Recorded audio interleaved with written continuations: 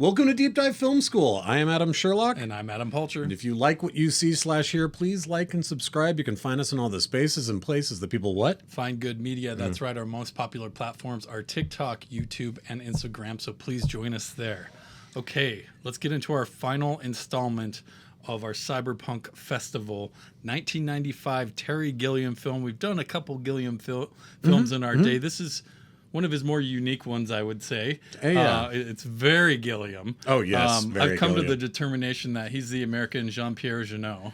Oh, yeah, totally. Or I guess if you're going to go in reverse, Jeunet is the French Terry Gilliam. That way, too. But yeah. Although Gilliam's early career is, obviously based a lot in comedy. And the Monty Python. Although even then, man, I feel like that there's that really weird, super avant-garde sequence in The Meaning of Life that feels so much like like the rest of Terry Gilliam's career.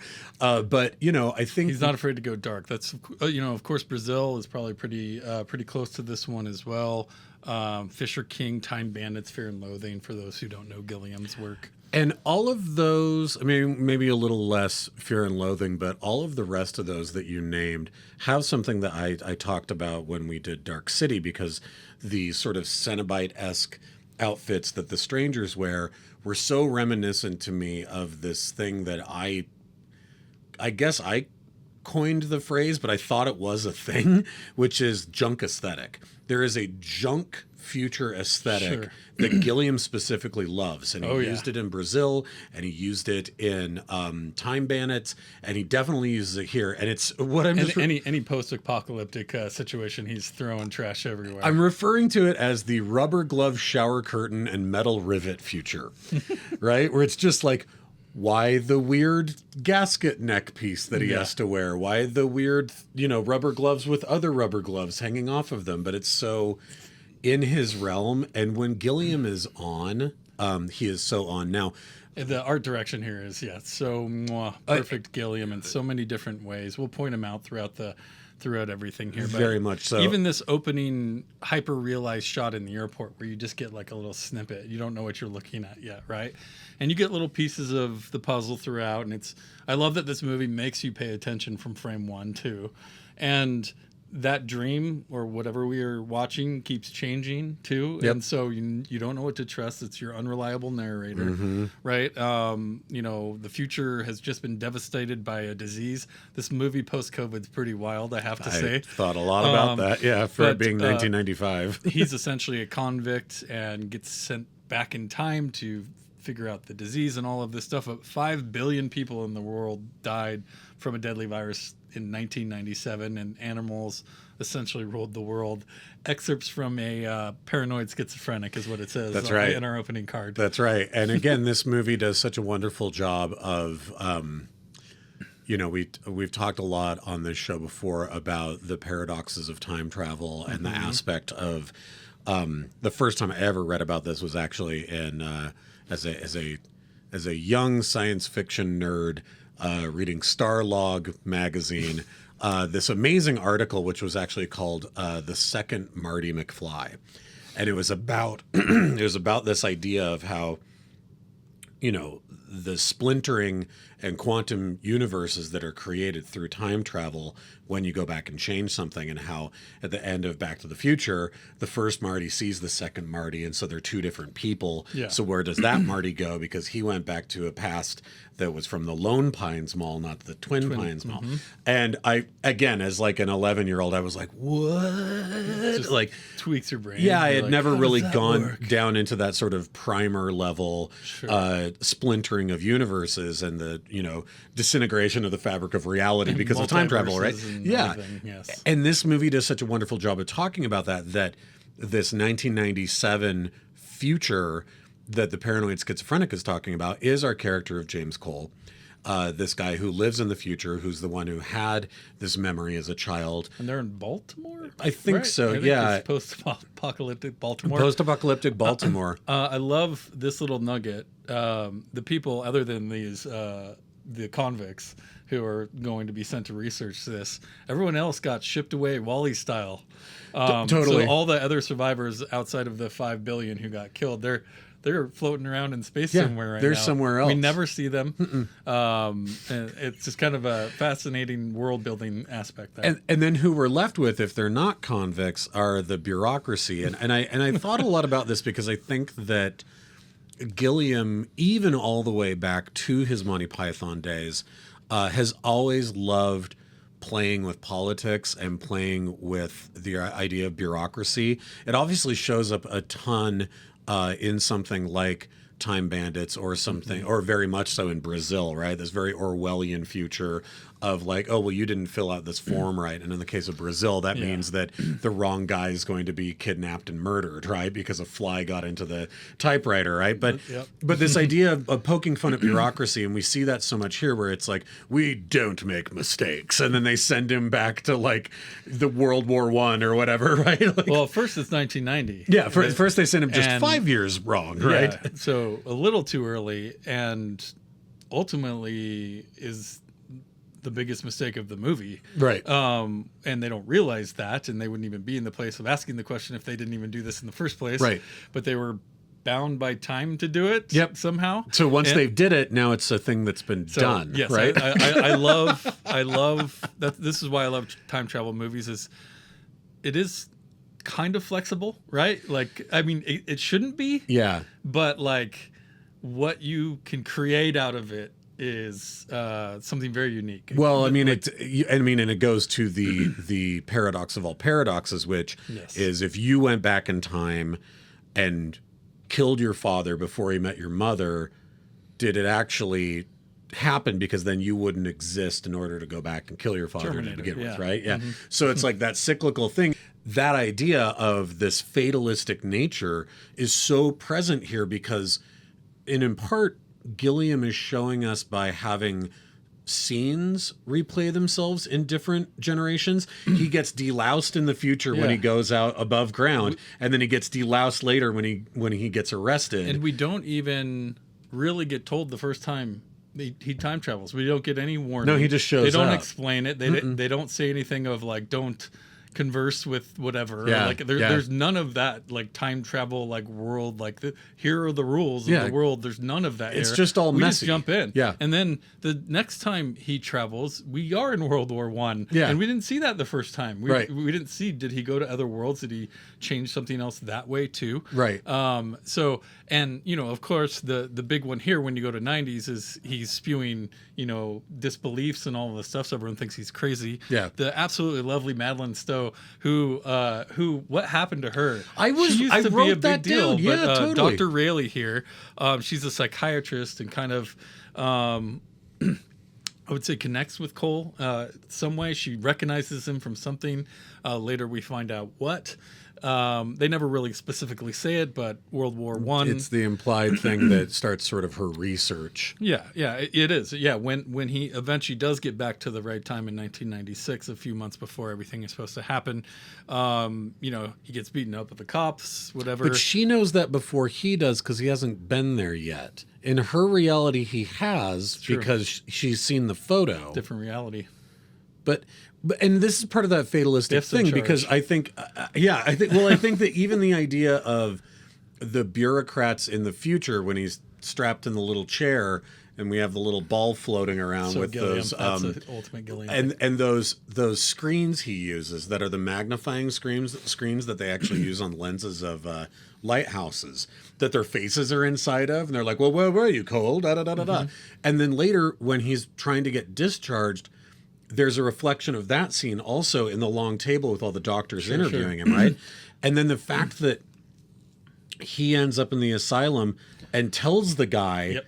but and all of a sudden and now he's responsible for 5 million deaths, right? Exactly. Or 5 billion or whatever. So, yeah, he mentioned something to Brad Pitt's character Goins, Jeffrey Goins in here, who's pretty much the only outspoken other patient here. It's he's bouncing around, get out of my chair, all this stuff. Yeah, but then he's like, "Oh my God, I did it! I'm the one who got him to do this, Yeah. which ends up being a red herring. But again, it's this fatalistic nature of that the second that you've tried to go back and change something is when you break it. that's when you become Kyle Reese. You become John Connor's dad, right? Like whether Exactly. you didn't mean to, but then you did that, right? Pitt's performance here is so good.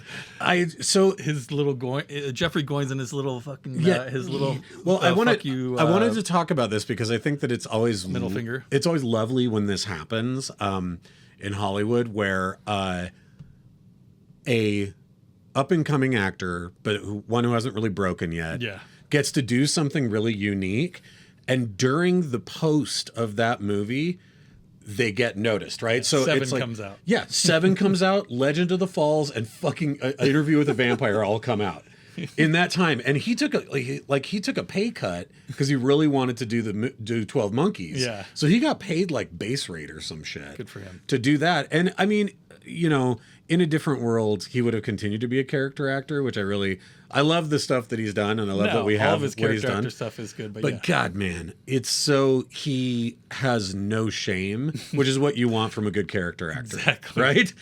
Exactly. But him, you know, James suggesting wiping out the human race to Jeffrey really makes this shift again, and you're like, holy crap, it was him.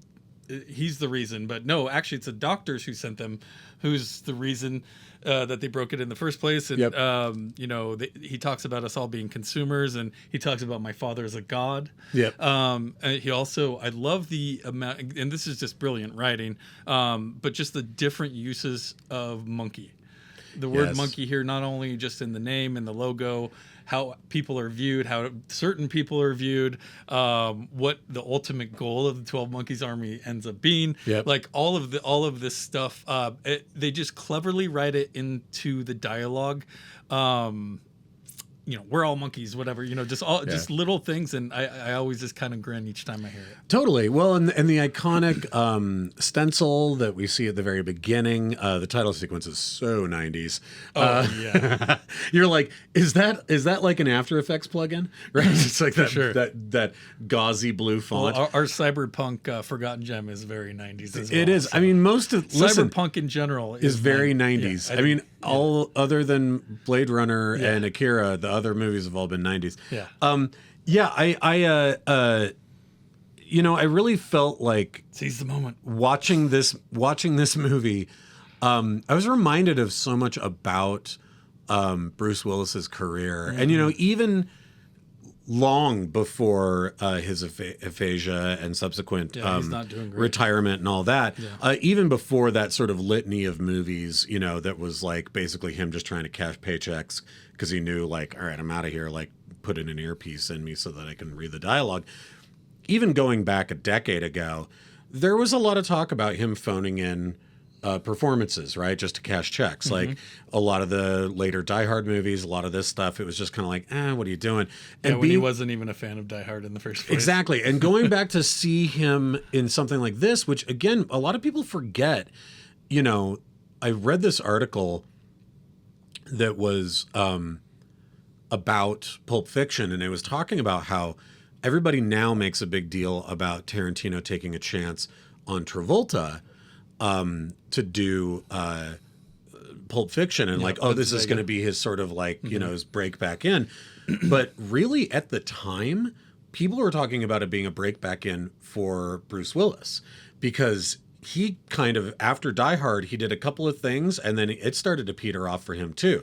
Last Boy Scout was a huge flop. Like a lot of these other movies. Oh, same. But a lot of these other movies he was doing at the time were also flops. And people forget, like, yeah, dude, like John Travolta was a huge star, though. But people are like, John Travolta, man, his career fell off because he was doing Look Who's Talking. I'm like, yeah, guess who else was in that? Bruce Willis. He also was not doing great at the time, right?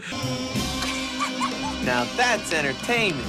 And so people kind of forget that because he was able to make such a splash. But you know, 12 Monkeys, like that again was another one that was in post-production when Pulp Fiction came out and he got big again.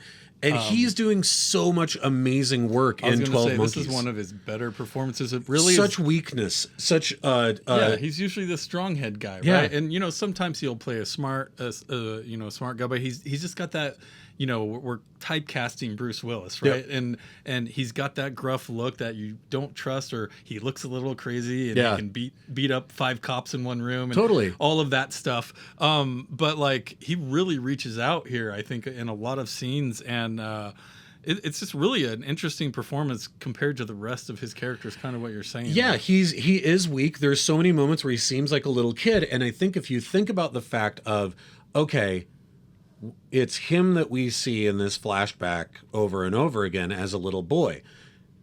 That little boy is how old in that scene? 8. I think he's 8. Yeah. So he's 10 by the time the world ends, and probably his parents and everybody he knows and everyone that he knows, and all semblance of life is wiped out. Which is why he's a convict. It's why he's a convict. It's why a lot of times he still acts like a little kid, right? Mm-hmm. Is because he's in this stunted development. And I love it because, and again, I'll reference Terminator.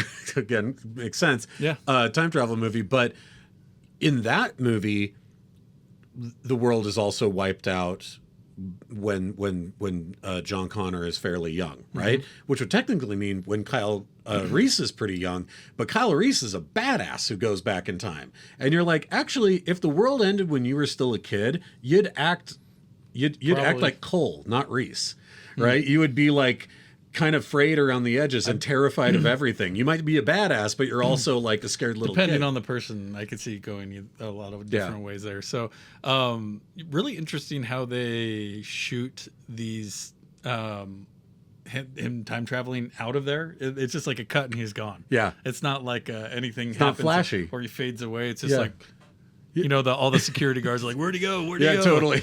And I love this. This is like, I don't know why this always sticks with me, but when he wakes back up and it's in the thing and he hears the voice, he's like, 90s, huh? Yeah. Good drugs, lots of pussy.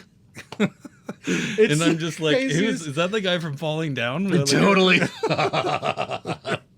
Either that or who's the old guy who plays the scientist in Nightmare Before Christmas? That's also, it reminds me of this voice, right? Yeah. I got that. But the doctors don't even know that they sent him to the wrong year. No, and they refuse to believe it, right? They're like, again, bureaucrats. They're like, we don't make mistakes, Skull. Like, is that what you did? Did you spend all your time on drugs? They made me take drugs. They made you take drugs. You're like, you assholes. Like, it's, again, so beautiful. There's a scene that's ripped right from Brazil. One of the times when he comes back and he's laying in the bed and they've got the painting above him, and then they all start to all the doctors start to creep up singing to him. Yeah. They told us you liked music. Like, I was like, oh my God, it's like something from the Fisher King. So that's right after this, they send him back again to the right time. Yeah. And he finds Madeline Stowe's character, Dr. Rayleigh, and she's speaking at this conference about what you're talking about, her research. You see a picture of Jose from World War I in her background. And you see his hand. Yes. But that's it. He's cut out. Yeah, you don't see him, but this is his hand. And he takes her hostage in the car, and, it's a frightening sequence for her. And she realizes who it is, and he kind of just slowly reveals himself without much threat other than probably smelling bad and being covered and get out, lady. Doesn't have a gun. But then we kind of slowly see the weakness and the sweet side of Cole, where the fresh air and the even the ad for the Florida Keys or whatever comes on. He's like, like, I've never seen the ocean. Yeah. And music, and she's like, this is an advertisement, right? Right. Yeah. He's like, and he is, and you to think about that. Your ears never really hearing that, or maybe the last time it did it, you were 10 years old. Well, I mean, and if you think about it that way, of like, even for the minor period of time that we were in lockdown from COVID, it's like the idea of being in, like, having guests come over to your house. So you're like in your house with other people there. You're like, that's weird. I don't know. Like, I got used to seeing you on a screen, right? Then you think of something that big, like music, where he's just like, I love the music of the 20th century, right? Because things we take for granted. There isn't any anymore, right? And you get the great "It's a Wonderful World" song, and like it's all very like spot on and so well done. I wanted to talk really quickly about, there was something that was making me think, less than 2 years before this movie, Gilliam had done The Fisher King. And all of the asylum scenes in this movie reminded me so much of the tone and the camera styles of The Fisher King. And I was like, It's like the train station. Is that where they are? there's the train station sequence. Definitely similar. It's like the fisheye lens or whatever it is. There's he's some using. of this There's stuff, something. and then there's the guy who's like not really from Mars or not really from outer space. Yeah. And he's like, "Are you also, friend? Having divergent thoughts?" And then he has the little bunny slippers on. All of those elements to me feel like this slightly different Gilliam that was sort of evolving in the 90s. Like, in this movie does this wonderful kind of Venn diagram of both of the best, or the best of both worlds, right? Where you have the absurdity of sort of Brazil/Time Bandits with all the weird rubbery outfits and all the craziness. And then you have this very romantic and kind of, I don't even know the right word for it, but Stockholm Syndrome. well, yeah. Well, I mean, there's Stockholm Syndrome, but there's also there's moments in more early absurd Gilliam stuff that is heart wrenching, but not nearly as much as Fisher King, not nearly as much as For this. sure. Yeah. And this, he even has one of the most random hilarious parts is when they go to the hotel when he comes back the third time and they're in a hotel. It's $35 an hour or whatever. Yeah. And the guy breaks in and basically the pimp gets called up. Yeah, and he's yeah, like, because "Who the like fuck are you?" somebody's on your turf. And your crazy ass dentist, some coked up horde, some crazy ass dentist, and he just pulls his teeth out God. in front of him. Yeah, it's amazing. But like, what a random piece of humor in this pretty dystopian, distraught world that we're in. It was just kind of a random piece of comedy. I Yeah, guess like is why? kind of what Well, you're and talking I guess it shows that he's a protector in some way, or that he's trying to take care of her. But that whole sequence with and when they go into the abandoned theater is so spooky and strange, and again very dark and very much feels like something right out of Time Bandits. Oh, completely. And that's really where she's like turned, right? She's fully bought in. She's been doing the research. She's buying the wigs that he's been seeing, and of course, shirts. then he now decides he is mentally divergent. Yep, and that's so right. he's trying to wave down the cops, right? He's trying to. He's like you know how and that's such an interesting twist that I've never really seen in one of these. You think about this kind of like. The Cassandra effect of like, I am the one that has the information about the future. Like, in no other version, again, I'll reference Terminator, nowhere does Sarah Connor believe that she's having a delusion, right? She knows the truth. Even though they've put her in a mental hospital, she believes it. She knows that it's true, and she's prepping. But it's like, what a great twist to be like, the guy who has come back to tell everyone that the sky is falling ends up going, oh my God, thank God, I'm just crazy. The world isn't going to end. Like, things are going to be okay, right? Yeah. That you would have relief in that feeling. He has to get to that point, right? Like, that's one of the 12 steps of... of realizing that you have a problem, right? Well, and it's so funny you say that, and you haven't realized it before, and they're watching Vertigo in that theater. Yes. And he has this great line that movies don't change, you do. Yep. So... the movie's always going to be the same. It's always going to be the same ending, but the way you perceive that, and this is, part of the reason we do this podcast and have been doing it for 17 years or whatever. And so, it's pretty wild to kind of put those. I love that. I don't know. It's just a little. Well, I mean, people talk about that. They're like, oh, I read Pet Sematary when I was a teenager and I didn't think it was that scary. Then I had kids and now I can't even go near the thing. Right, because like that's the most terrifying thing I could think of now that I'm a different person. All right, let's talk about a few more performances of people that pop up. Two small ones. We get some pre Law and Order Christopher Maloney. Yes. Hello. Stop you in your tracks. Like, he's got what? hair. He's got hair. Yeah. Amazing. We also get David Morse.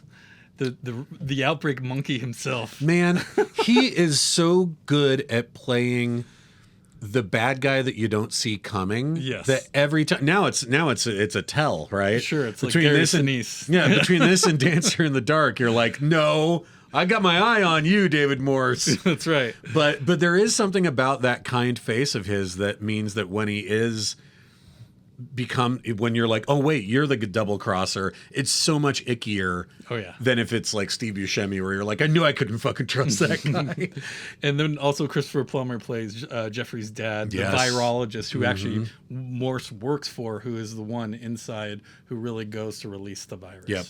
And I love all of these different characters. Even like there's these little moments that remind, like, it doesn't need to be all rubber gloves and metal rivets to remind you that it's Gilliam. Even something like the doctor when he finds out that, you know, so you're telling me that he escaped through the ceiling vent, and then he sits down and he does, and I'm like, that, I just, in my head, my flight of fancy is he did that on break. Gilliam saw it and was like, what's that? And he's like, I don't know. It's the thing I do when I'm thinking. And he's like, will you do it in this scene? And it's he looks like a normal person and suddenly becomes like a fucking Muppet for 2 seconds. And you're like, God, Gilliam, you weirdo. Like, you love this kind of stuff, you know? And, you know, so much happens in this movie, but we essentially, they're going to escape in the airport. We see the animals set free, running, you know, giraffes running across the freeway. That's kind of the money shot of like, oh, the 12 monkeys weren't spreading disease. They were just freeing the zoo. Yeah, and the cabbie tells them that too, and they're like, oh my God. Held up traffic and blah, blah, blah, all this stuff. So, you know, once again, everything's going to be fine. Yeah, it's a twist, and another then, twist. Then we get to the airport finally. Everything comes together.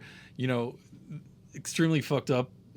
Watching himself get killed in front of himself. Yeah, it was him the whole time. You know, it was him the whole time trying to save the world. Yeah. But what a great twist ending. And again, that fatalism, that fatalistic thing of like, oh, I could never have stopped it. It was me the whole time. It was all for nothing. He still got away. Last thing I'll say is I'm really curious about the whole Hitchcock Kim Novak thing. Like, I know he was just sort of paying homage to Vertigo and the birds and that whole thing, and her putting on the wig and the outfit, and it is Kim Novak. You know, it's very much an on the nose homage, because I'm like, there is nothing in Gilliam's career that ever makes me think about Hitchcock. Interesting.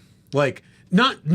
I mean, they're both amazing directors, but there isn't something where I'm like, yeah, Hitchcock. I like when it went to that, I was like, yeah, you're paying homage to a director that you obviously love, but I mean, there's nothing in there. They're totally different stylistically, I think. Like there's very little that remind me of each other. For sure, but that doesn't mean you can't be influenced, you know, in other ways that we maybe don't see, whether it's maybe something as subtle as lighting or no, totally. shadows. But if he had done like an homage to like Fritz Lang, I would have been like, of course, right, or whatever. Like that makes sense. But just to see that with Hitchcock, I was like, oh, interesting. And I was like, then I sat and thought about it, and I was like, there's nothing about that really makes it important that it's 12 monkeys, other than the point that you made earlier about movies changing, people not, or people changing movies not. Pretty interesting. Great movie, though. I always love this movie. I've seen it a dozen times, and it still holds up. I did forget, though, there is the lady doctor on the plane sitting next to Morse, so there is that like that's 12 Monkeys 2 potential one day. You know how the people have been clamoring for decades about 13 monkeys. You know, 13 monkeys. This really, though, is a kind of fascinating movie about mental health. Oh yeah. Like, you know, just like Fisher King is. Trauma stuck with Cole this whole time. Yeah. To the point where he didn't remember what his recurring dream was. Yeah. You know, and still probably didn't even put it together until that last moment, you know. If even then. Yeah. And so and then just, you know, from the psychiatrist's point of view and her and what she's determining with it, and you throw that in with time travel, and that's just a hell of a mixture for a movie. Right. And again, like where does the sort of science end, and where does that fatalistic, you know, nature of just destiny come into play, and this movie has a really fun time jumping back and playing forth. With both of that. Yeah, absolutely. Well, that ends out our Cyberpunk Festival. We are going to have a forgotten gem in a couple of weeks, Strange Days from Catherine Bigelow. Next week, we are going to do that one scene from Stand By Me, so tune in for that. Please like and subscribe. Our most popular platforms are TikTok, Instagram, and YouTube, so join us there. Anything else you got to add? No, we'll see you guys next week. Cool. Thanks, everyone. Bye.